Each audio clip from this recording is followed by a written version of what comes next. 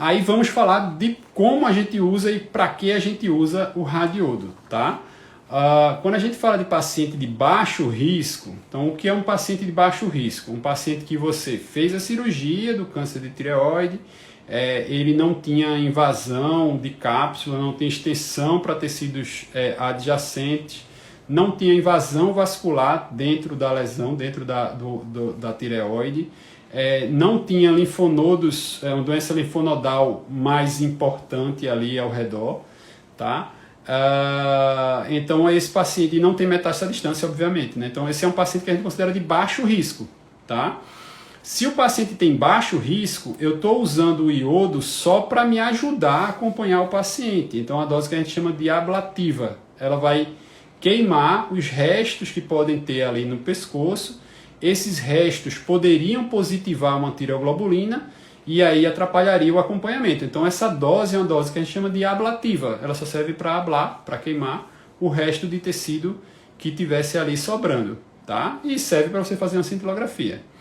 A cintilografia, a gente já tem estudos que mostram que a tireoglobulina é mais sensível do que a cintilografia. Então, se a tireoglobulina é melhor e é um exame de sangue, é mais simples de ser feito, então eu vou com a tireoglobulina. Mas a cintilografia sempre traz informações importantes, além de você poder dosar uma tireoglobulina estimulada. No dia da cintilografia, o TSH vai estar alto, seja com Thyrogen, seja com TSH endógeno. Então, ali naquele momento, você vai conseguir fazer uma tireoglobulina estimulada, que às vezes uma tireoglobulina suprimida com o TSH baixo, né, vai estar negativa, mas quando você tira, você estimula, essa tireoglobulina sobe e ele mostra, desmascara ali que talvez tenha alguma doença residual, tá? Quando a gente, como é que para classificar esse baixo risco, eu preciso dessa tireoglobulina, tá? Então eu tive um primeiro anatomopatológico que deu ali baixo risco, mas aí eu espero 8 semanas depois da cirurgia. Por que 8 semanas? Porque a tireoglobulina é uma proteína que está dentro da tireoide e que no momento que você tira o tecido, você manipula o tecido, você vai ter liberação dessa tireoglobulina, tá? Imagina uma esponja que tem líquido dentro, se você apertar a esponja vai sair líquido. Então assim, a tireoglobulina vai subir quando você manipula o tecido tireoidiano. Então eu espero 8 semanas para que essa tireoglobulina desapareça, saia da circulação e o que aparecer ali realmente seja de doença residual, tá? Então, eu operei o paciente, veio um anatomo patológico baixo risco, eu esperei 8 semanas, dosei a tireoglobulina, ela veio negativa já, então baixo risco, tireoglobulina já está negativa, eu não preciso dar iodo, né? Porque aí eu já tenho, a finalidade do iodo não era só me ajudar a seguir com tireoglobulina, se a tireoglobulina já está negativa, já resolveu, eu posso acompanhar com aquela tireoglobulina, tá? Se a tireoglobulina vier positiva, aí assim, pode ser que ela caia depois, então não é obrigatório também ainda dar iodo, se você tiver muita segurança que é baixo risco, se você pode acompanhar o paciente e o paciente topa essa ideia, não é obrigado a fazer. Para baixo risco, a gente tem estudos na literatura randomizados, a gente tem o Estimable e a gente tem o High-Low. Esses dois estudos mostraram que a dose baixa, 30 mCi, é igual à dose alta, 100 mCi, que o preparo com hipotireoidismo é igual ao preparo com Thyrogen, então o Thyrogen é mais seguro, você faz o Thyrogen. Então esse aí já definiu essa história da dose baixa. E a gente teve a publicação agora, recente, do Estimable 2, né, do Estimable 2, que aí ele comparou não fazer iodo com fazer dose baixa, no baixo risco, tá? Só que quando a gente vai ver os dados, é muito baixo risco, tá? Paciente que tem nódulo até 2 centímetros, ele não pegou ali T3, nem mínima invasão de tecido adjacente, não tem linfonodo, então é um paciente muito selecionado e que ali ele não usou e tudo bem, tá? Não usou iodo e tudo bem.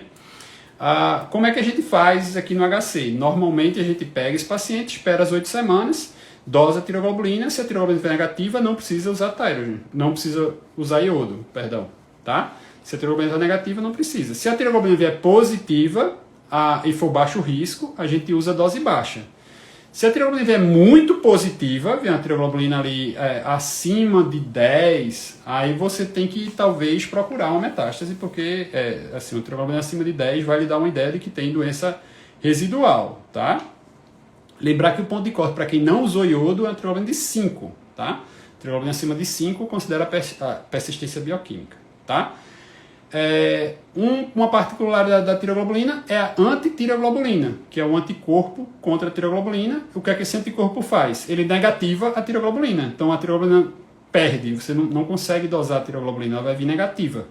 Aí você vai ter que acompanhar com a antitírio, tá? A antitírio só atrapalha o acompanhamento, mas o tratamento seria o mesmo. Se o paciente tiver antitírio positivo, ele vai tomar iodo, do mesmo jeito, tá? E aí ele vai tomar iodo porque você não tem parâmetro, assim, para ver essa tiroglobulina, tá? A tiroglobulina que ele fala negativa, negativa, negativa, seria estimulada abaixo de 1, porque ela ainda vai cair, se for a primeira, ela ainda vai cair mais, então você não precisa se preocupar. Estimulada acima de 10, a gente diz que está alta. Se for uma tiroglobulina suprimida, ou seja, com TSH normal, já que ele não vai suprimir, botar TSH baixo no baixo risco, né? A meta de TSH é de 0,5 a 2 no baixo risco, deixar dentro do normal, baixo. Então, se você tem um TSH normal, a tiroglobulina tem que dar abaixo de 0,2 para ser considerada negativa, ou acima de 1, ou acima de 5, já que você não ablou ainda, né? Então, acima de 5, ele seria positivo. Essa faixa, veja que tem uma zona cinzenta razoável aí, né? Teria uma zona cinzenta aí de 0,2 até 5, que você fica meio perdido ali, sem muita segurança do que vai fazer. Então, assim, minha prática, se tiver uma tiroglobulina que possa atrapalhar de alguma maneira, geralmente a gente usa radiodo, dose baixa, e resolve a vida do paciente, tá? Se é um paciente de muito baixo risco, você pode esperar ali mais 2 meses e ver se vai cair a tiroglobulina. Se cair, você fica tranquilo, certo? Então, baixo risco em geral, a ideia que a gente tem que passar para vocês é que a maioria dos pacientes não precisa tomar iodo, tá? Então, baixo risco, de forma geral, não vai precisar de iodo. Se precisar, seria essa dose ablativa, dose pequena, 30 mg, que você vai usar só para queimar algum resto e fazer acompanhamento. Como é que eu vou avaliar isso? Tiroglobulina, 8 semanas depois da cirurgia. Beleza? Então, baixo risco, avaliar não usar iodo se for usar pouquinho, tá? Pode ter um baixo risco que venha a tiroglobulina lá em cima? Pode. Aí você vai mudar o risco, né? Porque tiroglobulina desproporcionalmente elevada é um critério de alto risco. Já pula do baixo para o alto direto, tá?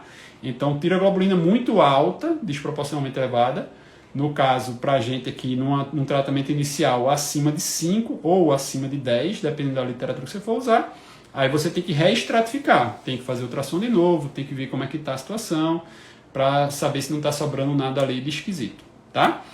Então, baixo risco, a maioria das vezes, não fazer. Risco intermediário.